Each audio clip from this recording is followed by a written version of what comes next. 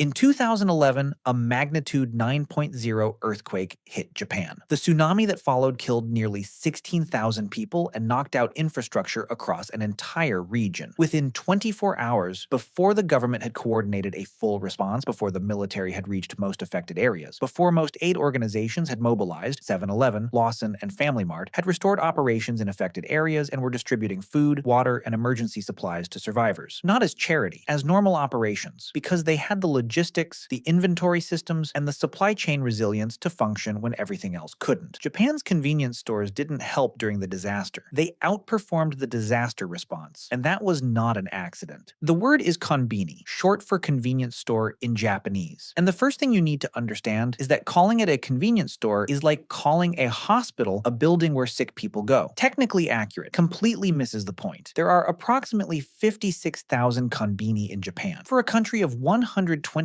million people, that is one store for every 2,200 people. For comparison, the United States has roughly one convenience store for every 1,900 people. But American convenience stores sell gas, cigarettes, and processed food that is technically edible. Japanese konbini sell fresh food prepared daily, hot meals, pharmaceutical products, financial services, government documents, concert tickets, shipping and receiving for packages, bill payment for utilities, printing and photocopying, ATM services, and public administrative forms including tax filings. In 2018, the Japanese government formally designated konbini as essential social infrastructure, not retail, infrastructure, the same category as roads and hospitals. That designation wasn't symbolic. It was an acknowledgement of something the government had known for years. The stores were doing things the government was supposed to do. Start with the food, because the food alone is a system story. Every konbini in Japan receives fresh food deliveries 3 times per day. The supply chain operates on a cycle so precise that a rice ball made at 6 a.m. is on the shelf by 8 a.m. and marked for disposal by 2 p.m. Not because it's unsafe, but because the freshness standard requires it. The system behind this is called Tanpin Kanri, individual product management. Every single SKU, every product on every shelf is tracked in real time against sales data, weather forecasts, local event calendars, and historical consumption patterns. If there is a baseball game 2 kilometers away at 7 p.m., the store nearest the stadium automatically increases its order of certain products by a calculated percentage based on previous game days. If it rains, umbrella stock is adjusted before the rain starts. The system doesn't react to demand. It predicts it. 7-Eleven Japan developed this system in the 1970s, and it is still more sophisticated than the inventory management used by most Western supermarket chains today. The result is that food waste at Japanese konbini runs at approximately 3 to 5% of total food handled. The global supermarket average is 8 to 10%. A convenience store format, theoretically the least efficient retail format for fresh food, wastes less food than a full supermarket because the system was built to never have too much and never have too little. In 2001, 7-Bank, owned by 7-Eleven Japan, launched ATM services inside konbini. This sounds unremarkable. It wasn't. In 2001, Japan had a banking access problem. Traditional bank branches kept business hours, meaning anyone working a regular job had limited ability to access their own money without taking time off work. Rural communities had even less access. Bank branch density in rural Japan was and remains significantly lower than in urban centers. 7-Bank put ATMs in stores open 24 hours a day, 365 days a year. By 2023, 7-Bank operated approximately 27,000 ATMs across Japan, more ATM locations than any single traditional bank in the country. The machines accept cards from over 100 countries. They process over 1 billion transactions per year. A single company's ATM network, operated out of stores that also sell rice balls and hot coffee, became the most accessible banking infrastructure in the country. In rural communities where the nearest bank branch might be 40 minutes away, the konbini ATM is not a convenience. It is the only option. This is the section that surprises people the most. In 2016, Japan began rolling out a national digital ID system called My Number, equivalent to a social security number with a physical card. As part of the rollout, the government needed to make administrative services accessible without requiring citizens to visit government offices during business hours. Their solution was to put government service terminals inside konbini. Today at a 7-Eleven, Lawson, or FamilyMart in Japan, you can print your official resident registration, a government document required for many legal and financial processes. Print your tax payment certificates, print your pension records, file certain municipal tax forms. In 2022, Japan processed over 100 million government document transactions through Konbini terminals, 100 million government transactions through stores that also sell hot dogs and manga. The government didn't build new offices, didn't extend bureaucratic hours, didn't hire more civil servants. It put a terminal next to the coffee machine and called the problem solved. And structurally, it was. Here is where the story becomes something larger than a retail format. Japan has the oldest population of any country on Earth. 29% of Japanese citizens are over 65. By 2040, that figure is projected to reach 35%. This creates a specific practical problem. Elderly people living alone need regular access to food, medicine, human contact, and welfare checks. Japan's government welfare system was not designed for this scale of elderly solitary living. The konbini was, not intentionally, by accident of geography and operational density. In rural and suburban Japan, the local konbini is often the only commercial establishment within walking distance for elderly residents, which means it became, without anyone planning it, the primary point of daily human contact for a significant portion of Japan's elderly population. Konbini operators recognized this and formalized it. 7-Eleven Japan launched a program where store staff are trained to identify signs of distress in regular elderly customers: unusual absence, visible confusion, signs of malnutrition. Staff are instructed to make welfare check calls to local authorities when they notice warning signs. Lawson partnered directly with municipal governments in several prefectures to formalize this. Store staff became officially designated welfare monitors with direct reporting lines to local social services. A part-time retail worker making minimum wage became a frontline welfare system because the government needed one and the store was already there. Return to where we started, the 2011 earthquake. The reason Konbini outperformed the government disaster response isn't that they're better organized than the government. It's that their normal operations and disaster operations are almost identical. The same supply chain that delivers rice balls 3 times a day can pivot to delivering emergency supplies. The same inventory system that predicts umbrella demand can redirect stock from unaffected regions to affected ones. The government has formally recognized this. Japan's Cabinet Office Disaster Preparedness Guidelines now include konbini supply chains as designated emergency logistics infrastructure. The 3 major chains, 7-Eleven, Lawson, FamilyMart, have signed formal agreements with the government to function as emergency distribution points during declared disasters. They receive priority access to fuel for delivery vehicles during fuel shortages. They are granted special permissions to operate during curfews. In exchange, they commit to maintaining operations and prioritizing essential goods during emergencies. The government has outsourced part of its disaster response to a convenience store chain, and the chain is better at it. Japan's konbini system didn't set out to replace government infrastructure. It set out to sell rice balls. But the operational logic of the format, 24-hour availability, dense geographic distribution, sophisticated supply chain management, and direct community integration, created something the government couldn't build deliberately: a system that is simultaneously retail, banking, government services, welfare monitoring, and disaster response, all running on the economics of a store that makes most of its money selling coffee and onigiri. The 2018 government designation of konbini as essential social infrastructure wasn't a recognition of ambition. It was an admission that a private retail format had quietly become load-bearing infrastructure for Japanese society, and that without it, 125 million people would notice immediately.